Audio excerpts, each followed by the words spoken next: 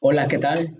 Bienvenidos a este video en el que les explicaré a profundidad algunos aspectos de la prueba BAMP3, batería neuropsicológica de las funciones ejecutivas y lóbulos frontales. Y bueno, espero que sea este video de utilidad para todos y todas. Y bueno, pues para empezar están los autores y el material que vamos a necesitar para llevar a cabo esta prueba, pues es desde el manual, el protocolo, el cuestionario que por esta ocasión lo vamos a omitir porque esta información la obtendremos a través de la entrevista, las láminas, el juego de cartas, las tarjetas para la clasificación de cartas y la torre de Hanoi que ya tenemos. Aquí tenemos las láminas, esta es la lámina 1 que nos va a servir para un par de tareas. La lámina número 2 para la clasificación de cartas, la lámina 4 que es para el efecto Stroop, la lámina 3 que es para las clasificaciones semánticas y la lámina 5 de efecto Stroop, forma B. Y bueno, esta es una fotografía en la que les muestro cómo se acomodan las tarjetas para el juego de cartas que veremos posteriormente. Y bueno, para empezar, algo que es importante considerar es que esta prueba particularmente trabaja para determinar a partir de los lóbulos frontales, la corteza prefrontal específicamente, ¿verdad? Entonces, ¿qué tenemos que son los lóbulos frontales? Pues son estructuras cerebrales las más recientes de toda la evolución humana. Su función es actuar como un sistema de planeación, regulación y control de los procesos psicológicos.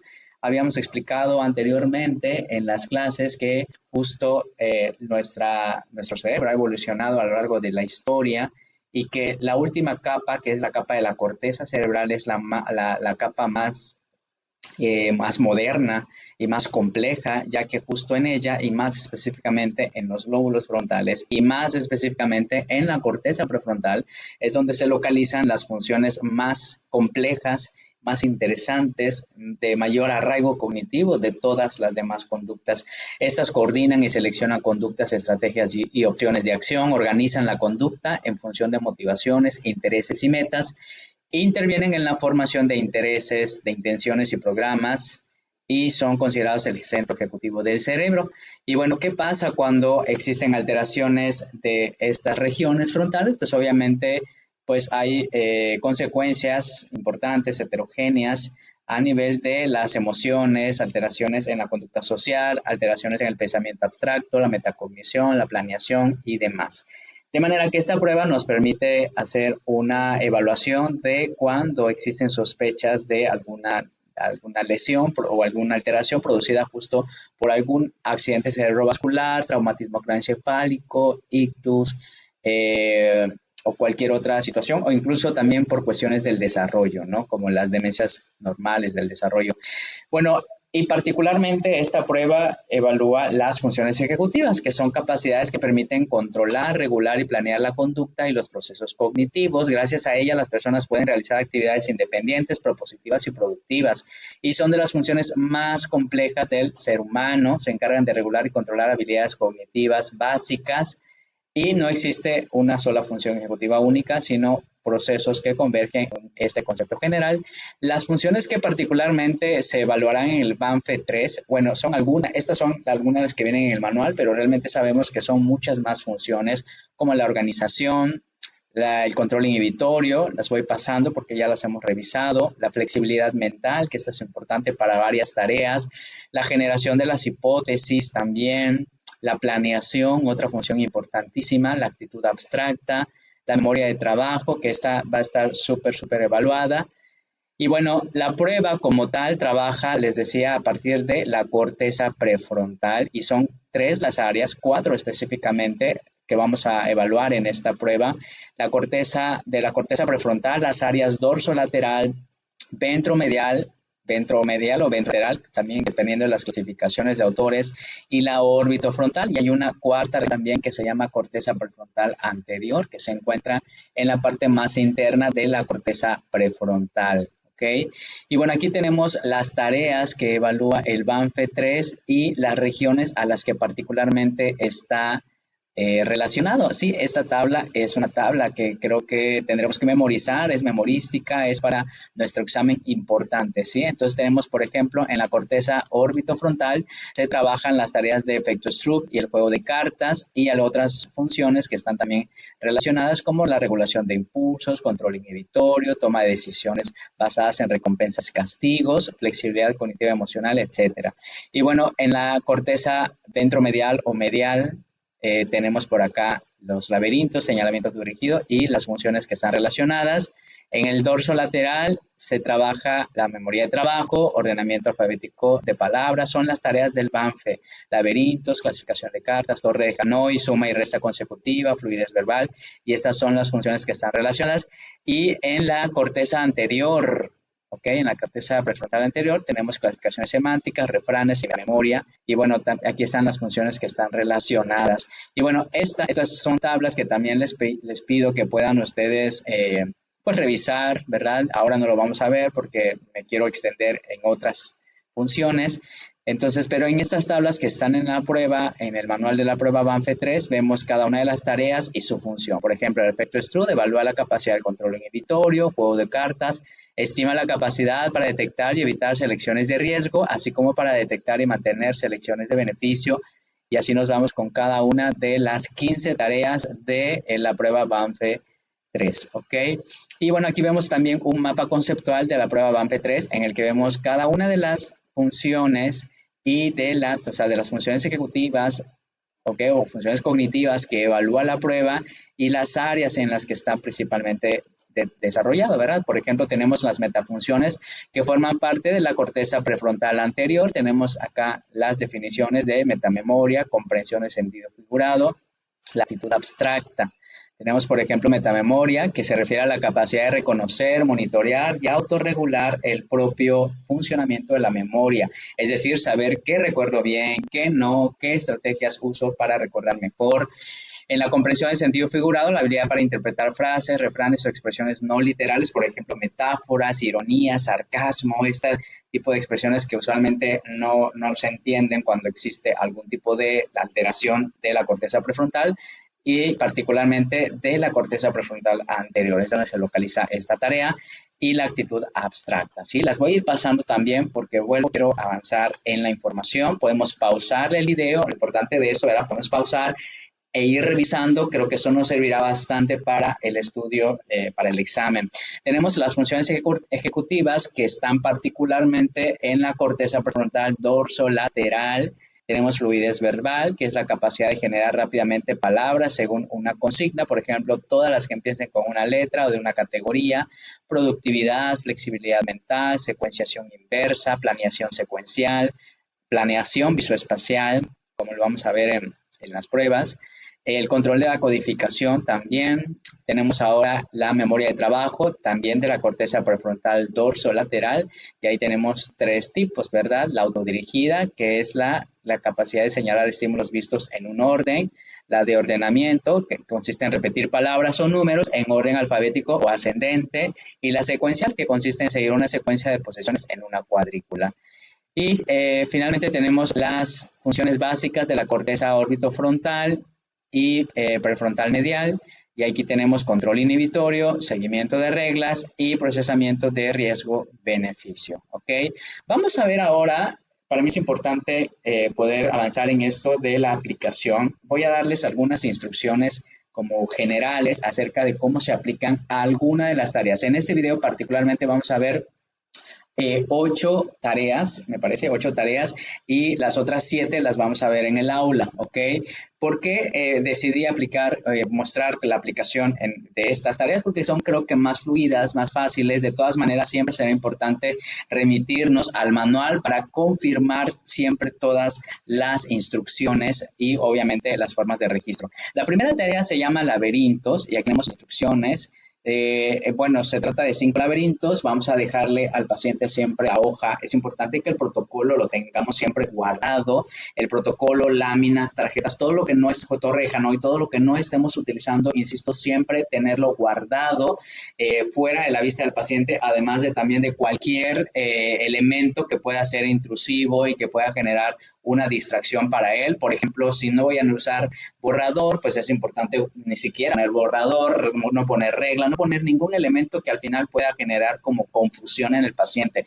Y bueno, le entrego la primera hoja en donde se encuentran los 3 primeros laberintos y le doy la siguiente instrucción. Lo que tiene que hacer es resolver los laberintos lo más rápido posible, empezando en el asterisco y finalizando en la S. Siempre le señalo, ¿verdad? Sin tocar ni atravesar las paredes. Trate de no levantar el lápiz y no puede borrar en ningún momento. ¿Listo? Comience. Y es importante que el tiempo comience a correr una vez que termino la instrucción, aun y cuando el paciente pueda ir como midiendo el terreno, ir como algunos pacientes hacen una planeación visual previa, ¿verdad? Que esto no está mal y al final nos sirve siempre todo como datos cualitativos, pero insisto, el tiempo ya está corriendo, ¿sí? Una vez que finaliza el primer laberinto, le doy la instrucción para el siguiente laberinto. Le decimos, ahora continúe con el siguiente laberinto. Y de ser necesario vuelva a indicar que debe hacerlo lo más rápido posible sin tocar las paredes ni atravesarlas y procurando no levantar el lápiz. Yo siempre recomiendo que a lo mejor en los primeros 3 laberintos podamos, o a lo mejor en los primeros 2, y como el 4 y el 5 se encuentran en una nueva hoja, ahí en el cuarto repetir la instrucción, siempre para que no haya como dudas, ¿sí? Nota importante, niños de 6 a 7 años se suspende los laberintos, cada uno de los laberintos, cada uno de los 5 se suspende después de haber transcurrido los 5 minutos. A menos que tú lo consideres, esto tal vez no pueda pasarte muy seguido, ¿verdad? Pero a menos que lo consideres, podríamos pensar en dejarle que termine, a menos que, insisto, sea ya demasiado el tiempo y que se nos vaya a demorar más, pues lo importante será pausar. Y para personas de 8 años en adelante, que eso aplica a cualquier adulto, suspendemos a los 4 minutos. Y bueno, ¿qué más? Bueno, para el registro vamos a anotar cuántas veces atraviesa las paredes, es decir, cuando se pasa de pues sí, las paredes, ¿no? Cuando entra un camino sin salida, o una vez que entró un camino, o sea, entró un camino y se sale, inmediatamente, aunque sea corto, ya se toma como camino sin salida. Y obviamente los tiempos, aquí les pongo una muestra de cómo se registraría en el protocolo. Ahí tenemos, por ejemplo, este paciente tocó todas las 5 veces, pero no atravesó ni entró a callejones sin salida, y aquí ponemos los tiempos siempre en segundos, ¿ok? Bueno, luego sigue la tarea de señalamiento autodirigido. Para esta, dice, la lámina 1 contiene 25 figuras en blanco y negro, distribuidas todas de forma simétrica. Se presenta la lámina y se da la siguiente instrucción. Ahora, en esta lámina, señale con su dedo una figura distinta cada vez. Las figuras que señalen no deben estar juntas, debe señalarlas siempre de forma salteada, separada. Yo uso aleatoria, por ejemplo, si señala esta figura, por ejemplo, señala la ardilla, no puede señalar la que está a su derecha, ¿ok? O sea, y señalamos ahí el avión, ni el calcetín, ni la casa. No podemos señalar ninguna que esté alrededor. Debe señalar todas las figuras, pero trate de no repetir ninguna. Avíseme cuando haya terminado. Dice, pida a la persona que repita la instrucción cuando no ha comprendido o parece que no la comprendió. Se pueden repetir las instrucciones de ser necesario. Es importante de que no se verbalicen los señalamientos que se vayan realizando. Por eso la tarea se llama señalamiento. Siempre debe hacerlo con el dedo índice, ¿ok? Entonces, insisto, aquí le doy la instrucción y le digo, si señala esta, no puede señalar luego ni esta, ni esta, ni esta, ¿ok? Sino siempre de forma salteada, a lo mejor señala esta, luego esta, luego esta, y así se va. Y aquí les pongo una muestra de cómo se registraría en el protocolo, ¿verdad? Se señala con un numerito, aun si existen como perseveraciones, omisiones y los aciertos. Por ejemplo, aquí no señaló la mesa, no señaló, solo esa, sí, el resto sí fueron señaladas. Entonces, insisto, marcamos cuando haya, incluso, por ejemplo, si tiene perseveraciones, que es cuando registró más de una vez el mismo objeto, lo pongo aquí junto, ¿no? Por ejemplo, 21 y 2, ¿no? Por ejemplo, pero haya señalado 2 veces, siempre lo anoto todo, ¿vale? Esto forma parte de la calificación, que eso veremos después, pero en el registro, a partir de 12 figuras señaladas, sean correctas o no, se contará como acierto cualquier figura que esté junto a la anterior. Luego viene la tarea de ordenamiento alfabético de palabras. La prueba consiste en 3 listas de palabras bisilábicas. La primera contiene palabras que comienzan con una vocal, la segunda con una consonante y la última con vocal y consonante. La tarea consiste en reproducir cada lista en orden alfabético. La instrucción es: le voy a decir una serie de palabras, cada una de ellas empieza con una vocal o consonante. Después de que escuche las palabras, usted tiene que reproducírmelas, decírmelas en orden alfabético.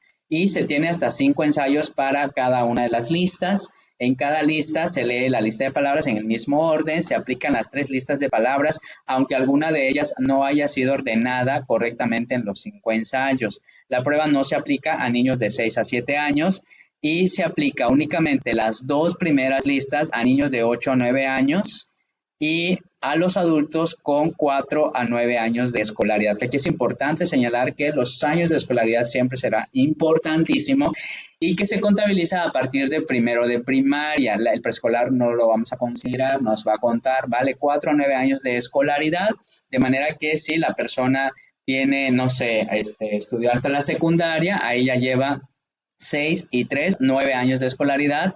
Por lo tanto, solamente vamos a aplicar las 2 primeras listas, aunque tenga 30, 40 o más años, ¿vale? Entonces es importante, insisto, considerar los años de escolaridad. A partir de bachillerato ya se considera aplicar las 3 pruebas, las 3 listas, perdón. Y aquí vemos cómo lo registraríamos en el protocolo, ¿verdad? Tenemos la primera lista y digo las palabras siempre en orden, ¿vale? Eco, árbol, oso, uva y man, siempre dando la pausa y siempre enfatizando, abriendo la boca lo más posible, por favor, y procuren que se aplique, que lo aplique la persona que tenga mejor dicción. Aquí, por ejemplo, de los 5 ensayos, en la primera lista la persona únicamente utilizó 2 ensayos, así que es lo que marco, no tuvo errores de orden. ¿Ok? Aunque realmente sí, aquí, perdónenme, tuve un error porque sí hubo errores de orden en el primer ensayo, ¿ok? No tuvo intrusiones, no tuvo perseveraciones. En este segundo hubo errores de orden, pero también hubo intrusiones. Por ejemplo, en vez de casa, la persona dijo caso. Entonces es importante considerarlo para el registro en el protocolo.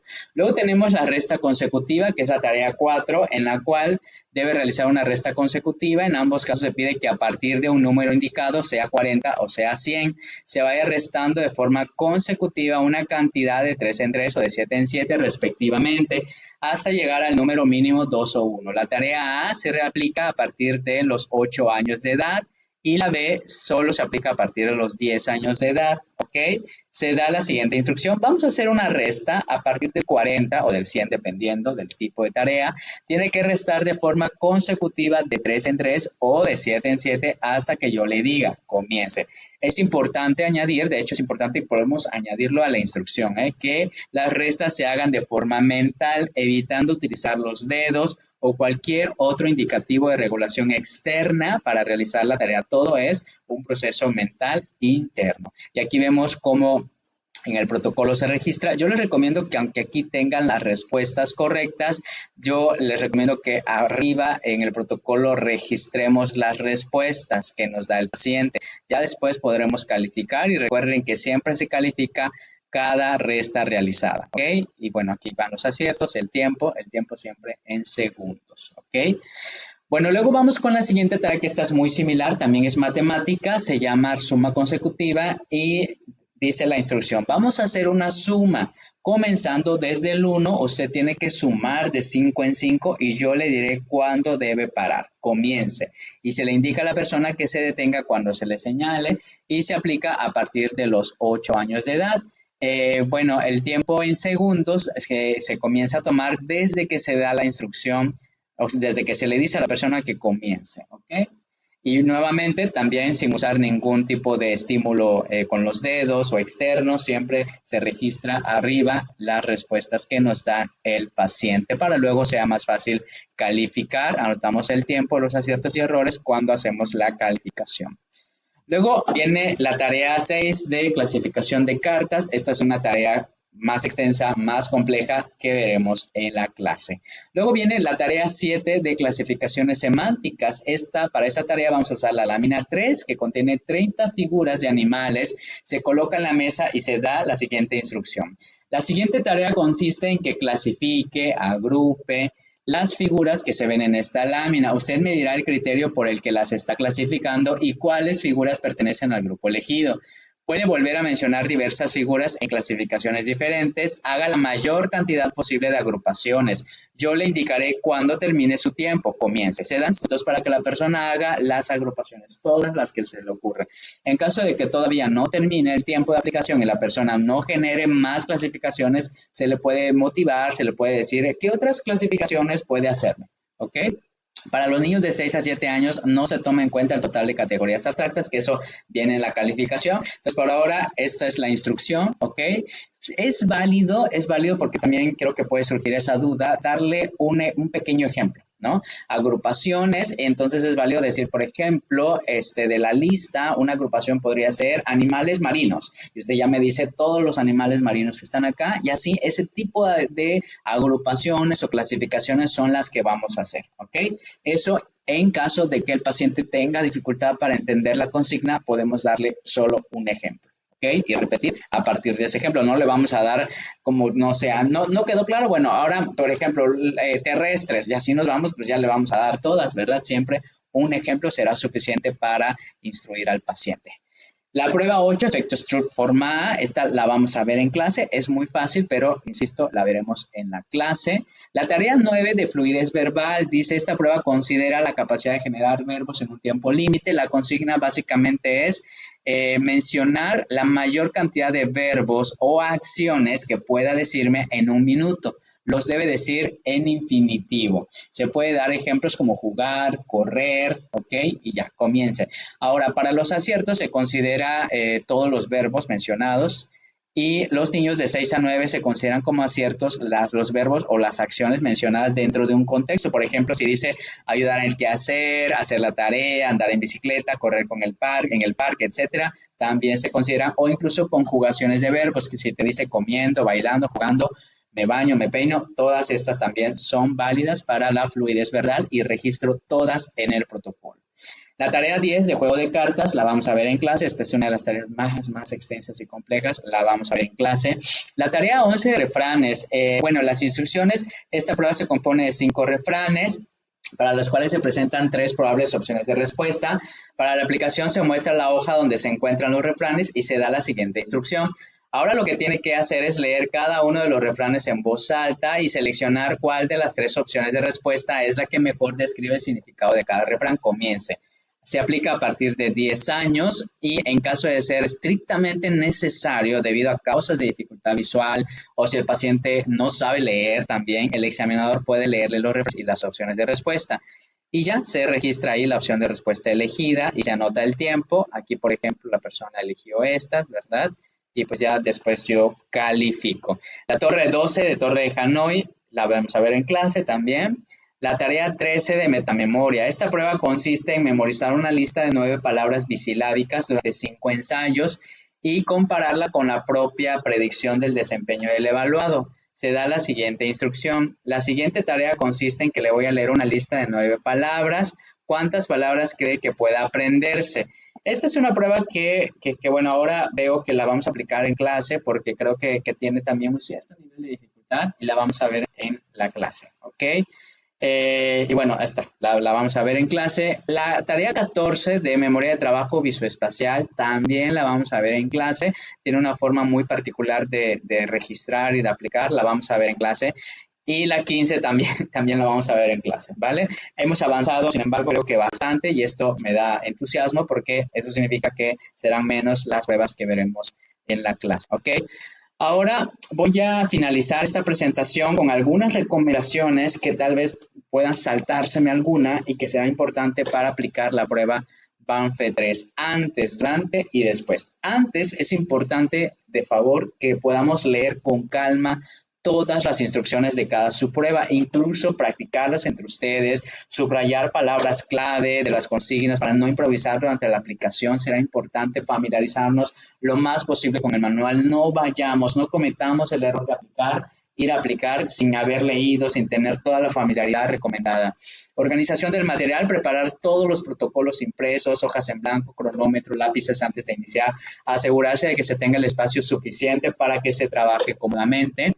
El ambiente, cuidar en la medida de lo posible el ambiente, un espacio libre de ruidos, distracciones, asegurarse de que el evaluador esté cómodo, con buena iluminación y sin interrupciones. El rapport inicial es importante, ¿verdad? Explicar de manera sencilla en qué consiste la prueba. Son varios ejercicios diferentes, algunos fáciles, otros un poco más retadores. Lo importante es que siempre hagas tu máximo esfuerzo.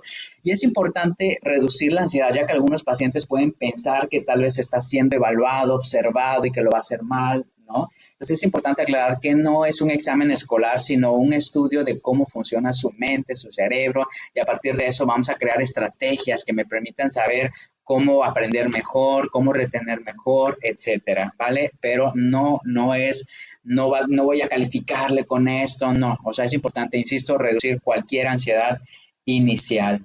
Luego, pautas durante seguir las instrucciones al pie de la letra, no modificar las consignas ni dar ejemplos extras que no vengan en el manual, usar el mismo tono de voz y ritmo para todos los aplicados, mantener una actitud neutral, aunque podemos usar reforzadores simples, no reforzar con frases exageradas como wow, lo hiciste muy bien o eso está mal, ya que puede sesgar la respuesta. Si el participante pregunta, ¿lo hice bien? Podemos decirle simplemente continuar como lo estás haciendo.